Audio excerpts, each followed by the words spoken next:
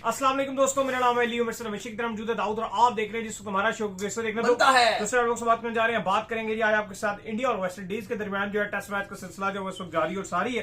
और अगर आप बात कर लें, इंडिया बिल्कुल विनिंग विक्ट्री के करीब है। 58 रन रह गया, जो कि लगता है कल इंडिया बड़ी आसानी से अचीव करके साइड पर हो जाएगा।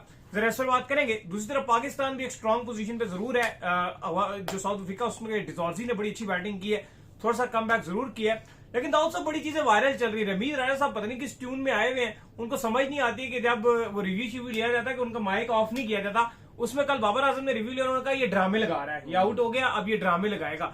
पहले उन्होंने ये कहा, फिर नुमान के बारे में कहा कि इसने जो ग्लासेस लगाई हुई ये वेल्डिंग वाली ग्लासेस है। तो ये क्या चल रहा है, जरा इस पर बात करेंगे। तो अगर आप हमारे चैनल पर पहली बार आए, चैनल को अभी सब्सक्राइब करें, साथ ही बेल आइकन ना भूलिएगा। बात का खास करते हैं नंबर खबर के साथ जो हमारे पास आ रही है। दाऊद साहब पहली इनिंग में जो वेस्ट इंडीज की नाकामी देखने को मिली थी, उन्होंने दूसरी इनिंग में इसको छुपाने के लिए 390 रन जरूर किए, लेकिन वो भी नाकाफी चले गए क्योंकि टारगेट इतना कम था कि बड़ी आसानी से 121 रन का टारगेट था और ऐसा लग रहा है कि इंडिया बड़ी आसानी से अचीव कर देगा। 63 पर उनका सिर्फ एक खिलाड़ी आउट है, वो भी जरा तेज खेलने के चक्कर में जब आउट हो गए।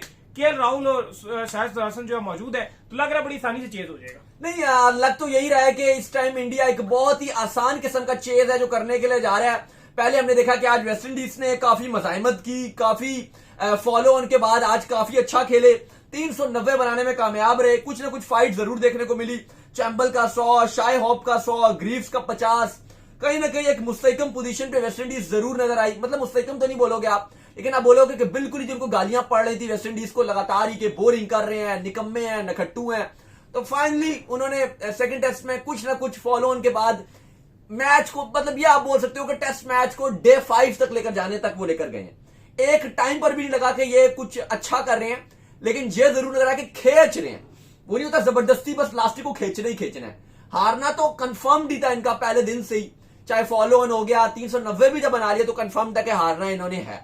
लेकिन बस वो था कि जिस तरह गेम को आगे लेकर जा रहे हो, टाइम को आगे लेकर जा रहे हो, बस वही एक चीज देखने को मिली और वो उन्होंने किया। 390 तक ले गए। इंडिया के पास जो शायद टेस्ट मैच आज टी तक खत्म हो जाता, वो अब कल 5वें दिन लंच से पहले कल 1 घंटा या आधा घंटे में खत्म होगा। और वो बस अब एक चीज है, डे 5 में 121 का टारगेट मिला है। थोड़ा सा वही बात है कि वेस्ट इंडीज ने जो किया है सबको तंग ही किया है। कल सारे वो जो कैमरामैन है, आप देखो जो 42 से ज्यादा कैमरे आप एक मैच को चलाने में लगती हैं। केएल राहुल और शाहिद सुदर्शन ने भी तो तंग किया, जब उनको पता है कि यार इतना छोटा टारगेट अगर आउट भी हो जाए, 18 ओवर में चेस करते, मारो मुकाओ जान छुड़ाओ, 18 ओवर में चेस करते, बॉलें छोड़ रहे हो, क्लोज आती बॉलें, ठीक है विकेट थोड़ा सा मुश्किल हो गया लेकिन मारो फिर भी। तो पूरा जो सेटअप है वो कल फिर सजेगा, वरना ये होता कि आज सारी वो सिर्फ 58 रन के लिए, क्योंकि एक मैच को ब्रॉडकास्ट करने में और एक दिन में, चाहे वो आप आधा घंटा करो या पूरा दिन करो, वो कॉस्ट तो आपको देनी पड़ती है सबको।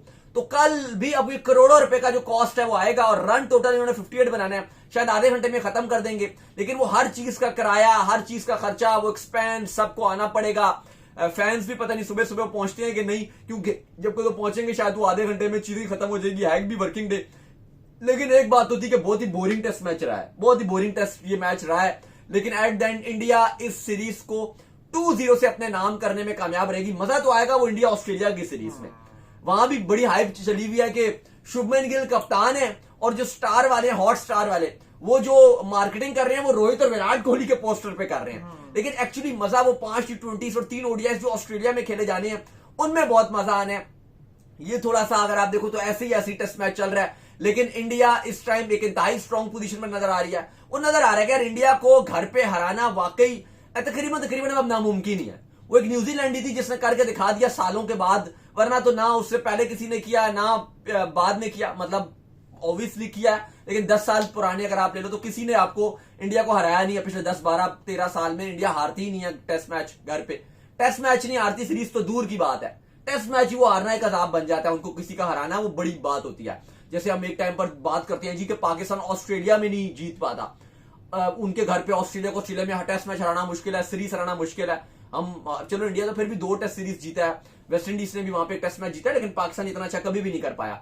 वही अब इंडिया का इस टाइम टाइम है कि अगर एक न्यूजीलैंड ने हरा दिया, दुनिया वही बात करेगी यार इंडिया को टेस्ट मैच हरा दिया, इंडिया को सीरीज हरा दी। मतलब बाकी टीमों के लिए तो ख्वाब ही रहेगा, और वेस्ट इंडीज जैसे मिनी टीम के लिए तो है ही टीम, ऐसे लगता है कि बेकार तरीन टीम है। स्पेशली अगर आप टेस्ट के पॉइंट ऑफ व्यू से देखो, T20 में शायद वो फिर भी कुछ कर दें, लेकिन टेस्ट में तो ऐसा लगता है कि वो कुछ भी नहीं करेंगे। हाँ एग्जैक्टली। बाकी साहब पाकिस्तान ODI और टेस्ट उनका खत्म हो, पाकिस्तान साउथ अफ्रीका का मैच चल रहा है। एक टाइम पर तो रिकिल्टन और जिस तरह से बैटिंग डिजॉर्जे कर रहे थे 173 पर सिर्फ 2 आउट, तो ऐसा लग रहा था कि पूरा मैच में साउथ अफ्रीका ने अपनी गिरफ्त मजबूत कर लिया। लेकिन वहां पे फिर एकदम से नुमान ने और पहले बाबर आजम ने एक बड़ा अच्छा कैच पकड़ा रिकिल्टन का, और उसके बाद एकदम से पाकिस्तान जो है वो डोमिनेट करने लग गया। नुमान ने लगातार 4 खिलाड़ी आउट किए और इस तरह से 200 पर 6 हो गए। 216 पर साउथ अफ्रीका के इस टाइम 6 खिलाड़ी आउट हैं, डिजॉर्जे मौजूद हैं। सेकेंड इनिंग बड़ी मुश्किल होगी। अगर तो पाकिस्तान यहां पे साउथ अफ्रीका को अगले 50 रन में पकड़ने में कामयाब रहता है तो पाकिस्तान की बल्ले बल्ले है, पाकिस्तान इस मैच में ड्राइविंग सीट पर ही रहेगा। लेकिन अगर यहां से साउथ अफ्रीका डिजॉर्जे 100 रन से ऊपर आगे ले गए तो चीजें खराब हो जाएंगी, क्योंकि आज हमने सुबह देखा जब पाकिस्तान दोबारा बैटिंग करने के लिए आया तो आपकी टेल बिल्कुल ही रेत की दीवार साबित हुई। नुमान 0, साजिद 0, हसन 0, आपके शाहीन 7। वो एक थोड़ी सी चीज जो हमारे लिए खराब चलेगी, क्योंकि जो हमारी टेल थी वो आते साथ ही टेल खत्म ही होगी, बिल्कुल ही 0-0-0 करके चलेगी। वहां पे थोड़े से रन कम बने, मुझे लगता है कि 50 रन पाकिस्तान ने एंड में कम बनाए हैं। जैसे रिजवान और आगा अच्छा कर रहे थे, आगा ने 93 बनाया, रिजवान ने 75 बनाया। आपके 450 तक स्कोर को लेकर जाना चाहिए था, 450, 450।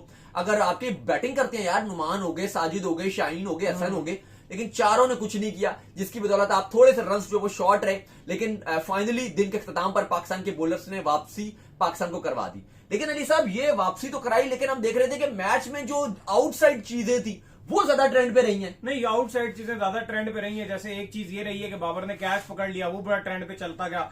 फिर कल जो है बाबर आजम जो जैसे जो है बाबर आजम आउट हुए, बाबर आजम ने रिव्यू लिया तो रमीज राजा को ये पता नहीं था कि उनका माइक जो है म्यूट किया गया या नहीं म्यूट किया गया। वो कह रहे थे यार ये आउट हो गया, भी ड्रामे करेगा ये। अच्छा, बात ये समझ नहीं आई कि रमीज राजा ने किस टचर पे चल गया, वो तो बड़ा सपोर्ट करते थे। हाँ, वो तो कहते थे कि अगर बाबर आजम गए तो आपकी क्रिकेट खत्म हो जाएगी, आपको बिल्कुल आपको स्पॉन्सर कोई नहीं मिलेगा, ये नहीं होगा, वो नहीं होगा। मतलब बाबर आजम के कसीदे वो इतने पढ़ते रहे थे।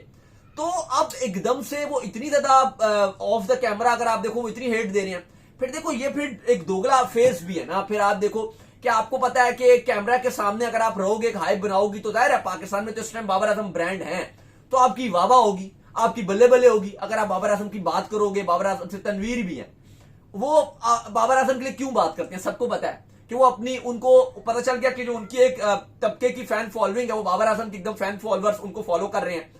तो वो जब बाबर आजम के लिए हक की बात करते हैं, वो उनकी वीडियो भी वायरल होती है, वो आगे भी जाती है, तो वो फिर इस लाइन पर लगे रहते हैं।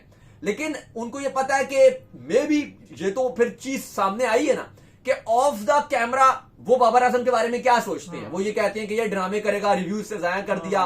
रिव्यू का जाया क्या किया था, बहरहाल वो ये कह रहे थे कि जी अब ये ड्रामे शुरू कर देगा, ये कर देगा। तो मतलब आप off the camera, off the scene जब आप होते हो तो आप इस तरह की बात कर रहे हो, और वैसे आप बात करते हो नहीं जी बाबर आजम से कोई बड़ा खिलाड़ी नहीं है, बाबर आजम गए तो दुनिया खत्म हो गई, बाबर आजम गए तो स्पॉन्सर खत्म हो गए, ये हो गया, वो हो गया। आप फिर इस तरह की बातें कर पड़ते हो, तो वो फिर एक जो चीज है वो एक नेगेटिव इंपैक्ट डाल रही होती है। बिल्कुल, आई थिंक ये चीजें थोड़ी सी ख्याल रखना चाहिए। आज रमीज राजा ने वो नुमान को ही बोल दिया कि जी ग्लासेस, इसने वेल्डिंग वाली ग्लासेस पहनी हुई है। तो थोड़ा सा आई थिंक ये इस तरह की आप कमेंटेटर हो, आपको बातें नहीं करनी चाहिए। ऑलरेडी रमीज राजा को कमेंट्री से पहले पीसीबी ने बैन भी रखा है। बैन इन सेंस रखा है कि बैन नहीं लगाया, लेकिन रखा ही नहीं कमेंट्री पैनल में। तो पाकिस्तान की होम सीरीज में थे ही नहीं, अब एशिया कप में भी नहीं थे। तो थोड़ा सा उनको भी मेच्योरिटी दिखानी पड़ेगी। इस तरह की हरकतें ना कीजिए कि आप इस तरह की बयानबाजी करेंगे तो फिर आपकी वैल्यू और रेपुटेशन खराब होगी। और वैसे भी आजकल पीसीबी गर्म बहुत हुआ है, तो आपके लिए चीजें थोड़ी सी खराब हो जाएंगी। तो थोड़ा सा इस चीज को अवॉइड करना चाहिए, इस तरह की बयानबाजी नहीं देनी चाहिए। क्योंकि देखो ये तो एशिया में रहा है, संजय मंजरेकर ने या हमने देखा है कि इरफान पठान ने इंडिया के क्रिकेटर्स को क्रिटिसाइज किया था, उनको एकदम से ब्रॉडकास्टर्स या बीसीसीआई ने फौरन से निकाल फेंका। इवन हार्षा भोगले इतने शानदार कमेंटेटर हैं, उन्होंने बात की थी, उनको नहीं बख्शा गया, उनको निकाल दिया गया। तो ये अगर आप इस तरह की बातें करोगे और ये ऑन द माइक आ गई, तो आजकल तो वैसे भी चेयरमैन मोहसिन नकवी बड़े सख्त है। खैर इनके साथ तो बड़े अच्छे ताल्लुकात है रमीज राजा के साथ, मुझे नहीं लगता।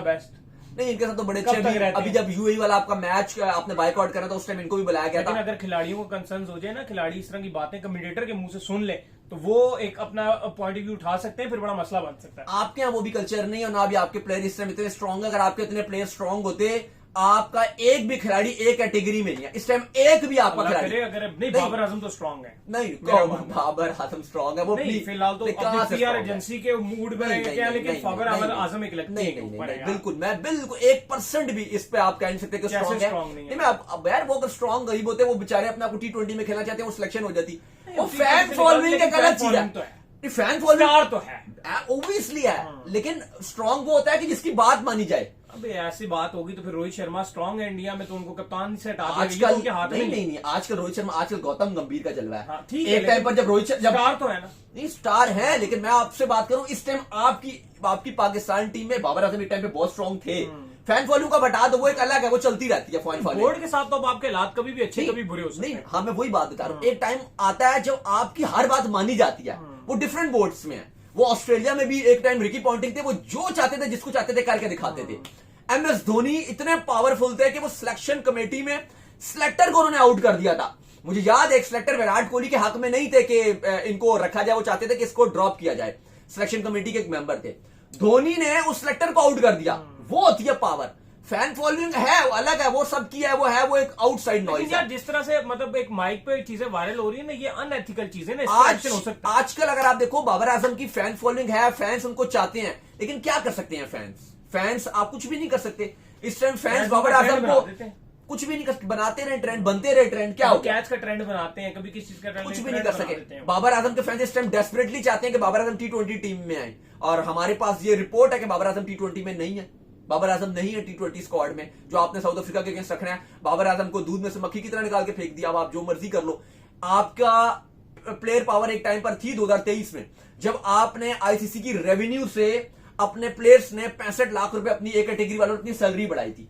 आज वो वक्त है कि आपका एक भी खिलाड़ी एक कैटेगरी में नहीं ऐसा ही है। है। और अफसोस की बात यह है कि आपने कैटेगरी खत्म भी नहीं की। या तो आप खत्म कर देते ना, आप कहते हैं कि जी बी कैटेगरी ए है, 45 लाख रुपए हमने सैलरी रख दी। आपने कहा नहीं, एक कैटेगरी है, लेकिन कोई प्लेयर उस कैटेगरी में डिजर्व नहीं करता, यह आपके PCB ने बोला है। और एक भी खिलाड़ी आपका इस टाइम एक कैटेगरी में नहीं है। तो इस टाइम तो आपका एक भी खिलाड़ी, मुझे सॉरी टू से, लेकिन एक भी खिलाड़ी आपका स्ट्रांग नहीं है पूरे पाकिस्तान में जो PCB के सामने खड़ा हो सके, एक भी नहीं है। तो मुझे नहीं लगता कि कोई बेचारा बात भी करेगा। ये जो आज रमीज राजा की बात हुई है, कोई इस पर बात भी करेगा खिलाड़ी। इस टाइम आपके खिलाड़ी बस खेल रहे हैं और वो कमजोर नजर आते हैं। ये अगर PCB खुद एक्शन लेना चाहे तो ले। और वो मैंने आपको बता दिया कि इस टाइम रमीज के साथ काफी अच्छे ताल्लुकात है। हाँ, बहुत हो भी गया तो रमीज से छोटी सी एक्सप्लेनेशन मांग लेगी, वो कह देंगे जी ये हो गया, वो हो गया, वो अपना जवाब दे भी देंगे। और इस टाइम उनकी मोहसिन नकवी से बहुत अच्छी है। मुझे नहीं लगता कि कोई भी चीज उनके खिलाफ होने वाली है।